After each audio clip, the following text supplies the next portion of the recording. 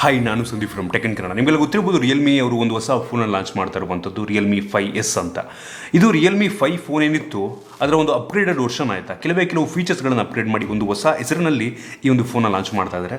ಆ ಒಂದು ಫೋನ್ ಹತ್ರ ಇರುವಂಥ ಆಲ್ರೆಡಿ ಈ ಒಂದು ಫೋನನ್ನು ಇವತ್ತು ಅನ್ಬಾಕ್ಸ್ ಮಾಡಿ ರಿವ್ಯೂ ಮಾಡ್ತಾ ಇದ್ದೀನಿ. ಏನು ಡಿಫ್ರೆನ್ಸ್ ಇದೆ ಈ ಒಂದು ರಿಯಲ್ಮಿ 5ಗೂ ಇದಕ್ಕೂ, ಮತ್ತು ಇದರ ಬೆಲೆ, ಆ್ಯಕ್ಚುಲಿ ಇದರ ಬೆಲೆ ನಾನು ರಿವ್ಯೂ ಮಾಡೋ ಟೈಮಲ್ಲಿ ಇನ್ನೂ ರಿವೀಲ್ ಆಗಿಲ್ಲ ಆಯಿತಾ ಈ ಟೈಮಲ್ಲಿ.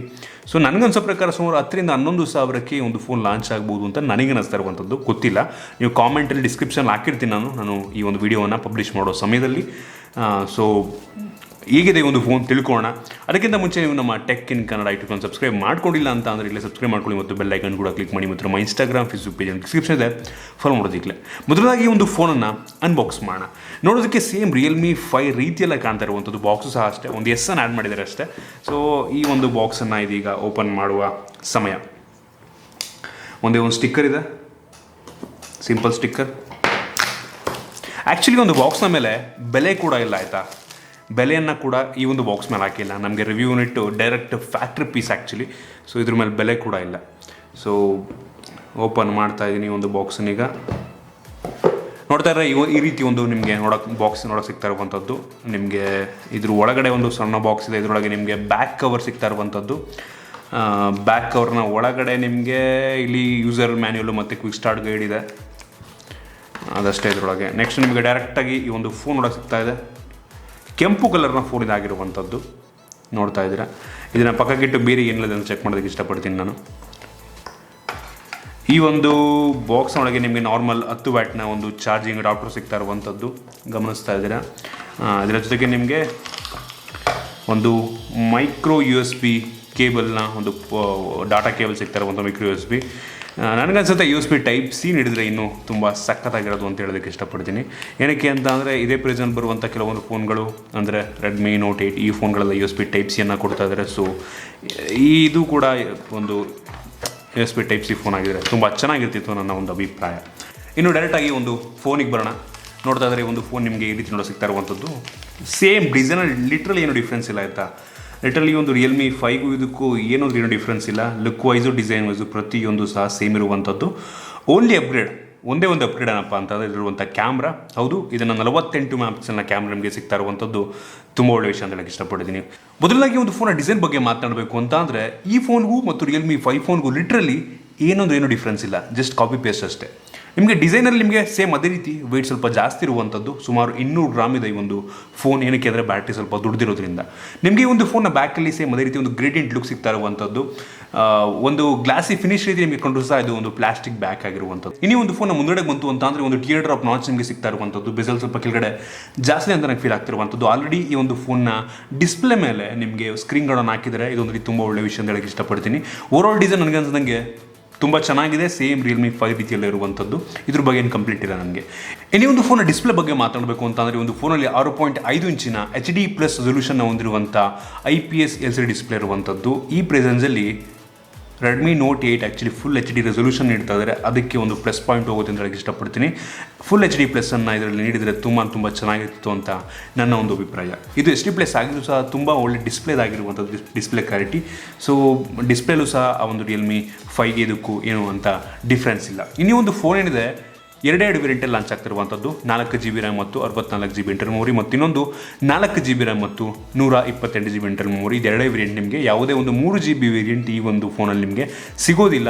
4GB ವೇರಿಯಂಟ್ ನನಗೆ ಅನ್ನಿಸ್ದಂಗೆ 10,000 ಲಾಂಚ್ ಆಯಿತು ಅಂತ ಅಂದರೆ 10,000 ಲಾಂಚ್ ಮಾಡಿಬಿಟ್ಟು ಒಂದು ರಿಯಲ್ಮಿ 5 ಪ್ರೈಸನ್ನು 1,000 ಕಡಿಮೆ ಮಾಡ್ತು ಅಂತ ಅಂದರೆ ಈ ಒಂದು ಫೋನ್ ವರ್ತ್ ಅಂತ ನನಗೆ ಅನ್ನಿಸ್ತಾ ಇರುವಂಥದ್ದು.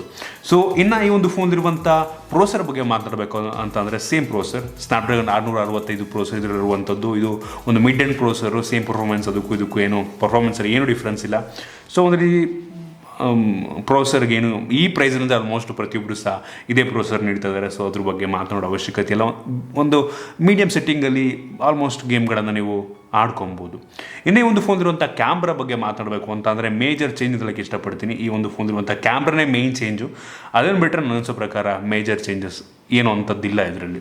ಈ ಒಂದು ಫೋನಲ್ಲಿ 48 MP ಒಂದು ಮೇನ್ ಸೆನ್ಸರ್ ಇರುವಂಥದ್ದು. 48 MP 1.8 ಅಪರ್ಚರ್. ಸೊ ಲೋ ಲೈಟಲ್ಲೂ ಸಹ ಒಂದು ಒಳ್ಳೆ ಫೋಟೋವನ್ನು ಇದು ಪ್ರೊಡ್ಯೂಸ್ ಮಾಡುತ್ತೆ. ಇನ್ನೊಂದು ಎರಡನೇ ಸೆನ್ಸರ್ ಬಂದ್ಬಿಟ್ಟು 8 MP ಒಂದು ಅಲ್ಟ್ರಾ ವೈಡ್ ಆ್ಯಂಗಲ್ ಲೆನ್ಸ್ದಲ್ಲಿರುವಂಥದ್ದು. ಇನ್ನೊಂದು 2 MP ಮ್ಯಾಕ್ರೋ ಲೆನ್ಸು ಕ್ಲೋಸ್ ಶಾರ್ಟಲ್ಲಿ ನೀವು ಒಂದು ಕ್ಲೋಸ್ ಶಾಟ್, ನಿಮ್ಗೆ ಸಣ್ಣ ಸಣ್ಣ ವಸ್ತುಗಳನ್ನು ನೀವು ತುಂಬ ಹತ್ರದಿಂದ ತೆಗಿಬೋದು. ಇನ್ನೊಂದು ಡೆಪ್ತ್ ಸೆನ್ಸರ್ ಇರುವಂಥದ್ದು, ಇನ್ನೊಂದು 2 ಮೆಗಾಪಿಕ್ಸೆಲಿಂದು. ಸೊ ಇದರಲ್ಲಿ ಕ್ವಾಡ್ ಕ್ಯಾಮ್ರಾ ಇದೆ. ಕ್ಯಾಮ್ರಾ ಕ್ವಾಲಿಟಿ ಬಗ್ಗೆ ನನಗೇನು ಕಂಪ್ಲೇಂಟೇ ಇಲ್ಲ ಇದೆ. ನಾನು ಚೆಕ್ ಮಾಡೋದ್ರ ಪ್ರಕಾರ ತುಂಬ ಒಳ್ಳೆಯ ಕ್ವಾಲಿಟಿಯ ಫೋಟೋವನ್ನು ಇದು ಪ್ರೊಡ್ಯೂಸ್ ಮಾಡುತ್ತೆ. ರಿಯಲ್ಮಿ 5 ಏನಿತ್ತು ಅದಕ್ಕಿಂತ ಒಂದು ಸ್ವಲ್ಪ ಮಚ್ ಬೆಟರ್, ಒಂದು ಒಳ್ಳೆ ರೆಸೊಲ್ಯೂಷನ್ ಹೊಂದಿರುವಂಥ ಫೋಟೋವನ್ನು ಇದು ಪ್ರೊಡ್ಯೂಸ್ ಮಾಡುತ್ತೆ 48 ಮೆಗಾಪಿಕ್ಸೆಲ್ ಆಗಿರೋದ್ರಿಂದ. ಸೊ ಡೀಸೆಂಟ್, ಈ ಒಂದು ಪ್ರೆಸೆನ್ಸಿಗೆ ಒಂದು ಒಳ್ಳೆ ಒಂದು ಕ್ಯಾಮ್ರಾ ಇರುವಂಥದ್ದು. ಇದೇ ಪ್ರೆಸೆನ್ಸಿಗೆ ಬೇರೆ ಫೋನ್ಗಳು ಸಹ 48 ಮೆಗಾಪಿಕ್ಸೆಲ್ನ ಕೊಡ್ತಾ ಇದೆ. ಸೊ ಇದು ಕೂಡ ಆಲ್ಮೋಸ್ಟ್ ಕಾಂಪಿಟೇಟಿವ್ ಆಗಿ ಈ ಒಂದು ಫೋಟೋವನ್ನು ಪ್ರೊಡ್ಯೂಸ್ ಮಾಡುತ್ತೆ. ಇನ್ನು ಫ್ರಂಟ್ ಕ್ಯಾಮ್ರಾಗೆ ಬಂತು ಅಂತಂದರೆ ಒಂದು ಫೋನಲ್ಲಿ 13 ಮೆಗಾಪಿಕ್ಸೆಲ್ ಒಂದು ಫ್ರಂಟ್ ಕ್ಯಾಮ್ರಾ ಇರುವಂಥದ್ದು. ಇದು ಕೂಡ ಚೆನ್ನಾಗಿದೆ. ಈ ಒಂದು ಪ್ರೈಸಿಗೆ ಒಂಥರ ಹೇಳಬೇಕು ಅಂತ ಅಂದರೆ ತುಂಬಾ ಚೆನ್ನಾಗಿ ಅಂತ ಹೇಳೋಕ್ಕೆ ಇಷ್ಟಪಡ್ತೀನಿ. ಒಂದು ಪ್ರೆಸೆನ್ಸ್ಗೆ ನಾನು ಕಂಪೇರೇಟಿವ್ಲಿ ನಾನು ಚೆಕ್ ಮಾಡಿರೋ ಪ್ರಕಾರ ಬೇರೆ ಫೋನ್ಗಳಿಗೆ ಕಂಪೇರ್ ಮಾಡಿದ್ರೆ ಒಂದು ಪ್ರೆಸೆನ್ಸಲ್ಲಿ ಒಂದು ಒಳ್ಳೆ ಕ್ವಾಲಿಟಿಯ ರೆಸೊಲ್ಯೂಷನ್ ಹೊಂದಿರುವಂಥ wide angle shorts, wide angle selfie ನಿಮ್ಗೆ ಇದರಲ್ಲಿ ಸಿಗ್ತಾ ಇರುವಂಥದ್ದು. ಸೊ ಸೆಲ್ಫಿ ಕೂಡ ತುಂಬ ಚೆನ್ನಾಗಿದೆ. ಸ್ಯಾಂಪಲ್ಸ್ಗಳನ್ನ ನಾನು ನಿಮಗೆ ಡಿಸ್ಕ್ರಿಪ್ಷನ್ ಲಿಂಕಲ್ಲಿ ಕೊಡ್ತೀನಿ. ಸೊ ಒಂದು ವೆಬ್ಸೈಟಲ್ಲಿ ನೀವು ಆ ವೆಬ್ಸೈಟಲ್ಲಿ ನೀವು ಕ್ಯಾಮ್ರಾ ಫೋಟೋಗಳಲ್ಲಿ ಹೆಂಗೆ ಬರ್ತಿದೆ ಅಂತ ನೀವು ಅದರಲ್ಲಿ ಚೆಕ್ ಮಾಡ್ಕೊಬೋದು. ಇನ್ನೇ ಒಂದು ಫೋನ್ ಇರುವಂಥ ಬ್ಯಾಟ್ರಿ ಬಗ್ಗೆ ಮಾತನಾಡಬೇಕು ಅಂತ ಅಂದರೆ ಒಂದು ಫೋನಲ್ಲಿ 5000 mAh ಕೆಪಾಸಿಟಿ ಬ್ಯಾಟ್ರಿ ಇರುವಂಥದ್ದು ತುಂಬ ಒಳ್ಳೆ ವಿಷಯ ಹೇಳಕ್ಕೆ ಇಷ್ಟಪಡ್ತೀನಿ. ಬಟ್ ಡಿಸಪಾಯಿಂಟಿಂಗ್ ಏನಪ್ಪ ಅಂತ ಅಂದರೆ ಇದರಲ್ಲಿ 10 ವ್ಯಾಟ್ನ ಫಾಸ್ಟ್ ಚಾರ್ಜಿಂಗ್ ನೀಡಿರುವಂಥದ್ದು. 18 ವ್ಯಾಟ್ ನೀಡಿದ್ರೆ ತುಂಬ ಚೆನ್ನಾಗಿರ್ತಿತ್ತು. 10 ವ್ಯಾಟ್ ಆಗಿರೋದ್ರಿಂದ ಅಂತ ಅನಿಸುತ್ತೆ. But still 5000 mAh capacity battery ಇದೆ. ಬಟ್ ಕಾಂಪಿಟೇಟರ್ಗಳು 18 ವ್ಯಾಟ್ ಫಾಸ್ಟ್ ಚಾರ್ಜಿಂಗ್ನ ಬಾಕ್ಸ್ ಒಳಗೆ ನೀಡ್ತಾ ಇದ್ದಾರೆ. ಸೊ ಅದೇ ರೀತಿ ನೀಡಿದರೆ ತುಂಬ ಸಖತ್ತಾಗಿರೋದು ಅಂತ ಹೇಳೋಕ್ಕೆ ಇಷ್ಟಪಡ್ತೀನಿ. ಸೊ ಇದನ್ನು ಬಿಟ್ಟರೆ ನಿಮಗೆ ಸೆಕ್ಯೂರಿಟಿ ಬಗ್ಗೆ ಮಾತನಾಡಬೇಕು ಅಂತಂದರೆ ಫೇಸ್ ಅನ್ಲಾಕ್ ಮತ್ತು ಫಿಂಗರ್ ಪ್ರಿಂಟ್ ಸೆನ್ಸರ್ ಇರುವಂಥದ್ದು. ಹಿಂಗಡೆ ನಿಮಗೆ ಫಿಂಗರ್ ಪ್ರಿಂಟ್ ಸೆನ್ಸರ್ ಸಿಗ್ತದೆ. ಸೊ ತುಂಬ ಫಾಸ್ಟಾಗಿರುವಂಥದ್ದು ಈ ಒಂದು ಫೇಸ್ ಅನ್ಲಾಕ್ ಮತ್ತು ಫಿಂಗರ್ ಪ್ರಿಂಟ್ ಸೆನ್ಸರು. ಇದಿಷ್ಟು ಇದರ ಮೈನ್ ಫೀಚರ್ಸ್ ಅಂತ ಹೇಳೋಕ್ಕೆ ಇಷ್ಟಪಡ್ತೀನಿ. ನನಗನ್ಸಿದ ಪ್ರಕಾರ ಈ ಒಂದು ಫೋನ್ ಏನಾದರೂ 10,000ಕ್ಕೆ ಲಾಂಚ್ ಆಯಿತು ಅಂದ್ರೂ ಸ್ವಲ್ಪ ಕಷ್ಟನೇ ಆಯಿತಾ. ಏನಕ್ಕೆ ಅಂತ ಅಂದರೆ ಇದೇ 10,000ಕ್ಕೆ ನಿಮಗೆ ರೆಡ್ಮಿ ನೋಟ್ 8 ಸಿಗ್ತಾ ಇರುವಂಥದ್ದು. ರೆಡ್ಮಿ ನೋಟ್ 8ಅಲ್ಲಿ ನಿಮಗೆ ಸೇಮ್ ಫೀಚರ್ಸ್, ಪ್ರತಿಯೊಂದು ಕೂಡ ಸೇಮ್ ಫೀಚರ್ಸ್, ಜೊತೆಗೆ ನಿಮಗೆ ಫುಲ್ HD ರೆಸೊಲ್ಯೂಷನ್ ಹೊಂದಿರುವಂಥ ಡಿಸ್ಪ್ಲೇ ಆ ಒಂದು ಫೋನ್ ಸಿಗ್ತದೆ. ಜೊತೆಗೆ ನಿಮಗೆ 18 ವ್ಯಾಟ್ನ ಫಾಸ್ಟ್ ಚಾರ್ಜಿಂಗ್ ಸಿಗ್ತಾ ಇರುವಂಥದ್ದು. ಅದರಲ್ಲೂ ಕೂಡ 48 ಮೆಗಾಪಿಕ್ಸೆಲ್ನ ಕ್ಯಾಮ್ರಾ ಇರುವಂಥದ್ದು. ಒಂದು ವೇಳೆ ಈ ಒಂದು ಫೋನ್ ಆದರೂ 10,000ಕ್ಕಿಂತ ಕಡಿಮೆಗೆ ಲಾಂಚ್ ಆಯಿತು ಅಂತ ಅಂದರೆ ಮಾತ್ರ ಈ ಒಂದು ಫೋನ ಪರ್ಚೇಸ್ ಮಾಡಿ ಅಂತೀನಿ. 10,000ಕ್ಕೆ ಅಂದ್ರೂ ನಾನು ಬೇಡ ಅಂತ ಅಂತೀನಿ. ಏನಕ್ಕೆ ಅಂತಂದರೆ ಮಚ್ ಬೆಟರ್ ಡಿಸ್ಪ್ಲೇ ಹೊಂದಿರುವಂಥ ಫೋನ್ ನಿಮ್ಗೆ ಅದರಲ್ಲಿ ಸಿಗ್ತಾಯಿದೆ ಅಂತಂದರೆ ಏನು ಪರ್ಚೇಸ್ ಮಾಡಬೇಕು ಹೇಳಿ. ಸೊ ಇದು ನನ್ನ ಅಭಿಪ್ರಾಯ. ಇದೇನಾದರೂ ಒಂದು ವೇಳೆ 10,000ಕ್ಕಿಂತ ಕಡಿಮೆಗೆ ನನಗೇನೋ ಅನಿಸಿದ ಪ್ರಕಾರ 10,000ಕ್ಕಿಂತ ಕಡಿಮೆಗೆ ಲಾಂಚ್ ಮಾಡಲ್ಲ ಅಂತ ನನಗನ್ಸುತ್ತೆ. 9,000ಕ್ಕೆ ಲಾಂಚ್ ಆಗಿ 9,000ಕ್ಕೆ ಹೆಂಗೆ ಲಾಂಚ್ ಮಾಡ್ತಾರೆ 9,000ಕ್ಕೆ? ರಿಯಲ್ಮಿ 5ಅನ್ನು ಇನ್ನೂ ಕಮ್ಮಿ ಮಾಡಬೇಕಾಗುತ್ತೆ. ಆಮೇಲೆ ಅವರು ರಿಯಲ್ಮಿ 5ಅನ್ನು 8,000 ಮಾಡಿ ಇದನ್ನು 9,000 ಮಾಡಬೇಕಾಗುತ್ತೆ ಅಷ್ಟೇ. ಸೊ ಗೊತ್ತಿಲ್ಲ ಯಾವ ರೀತಿ ಮಾಡ್ತಾರೆ ಅಂತ. ಸೊ ನನಗನ್ಸೋ ಪ್ರಕಾರ ಇದು 10,000ಕ್ಕೆ ಲಾಂಚ್ ಆಯಿತು ಅಂತ ಅಂದರೆ ಮಚ್ ಬೆಟರ್ ಫೋನ್ಗಳು ಅಂದರೆ ರೆಡ್ಮಿ ನೋಟ್ 8 ಪ್ರಿಫರ್ ಮಾಡಿ ಅಂತ ನನ್ನ ಒಂದು ಅಭಿಪ್ರಾಯ.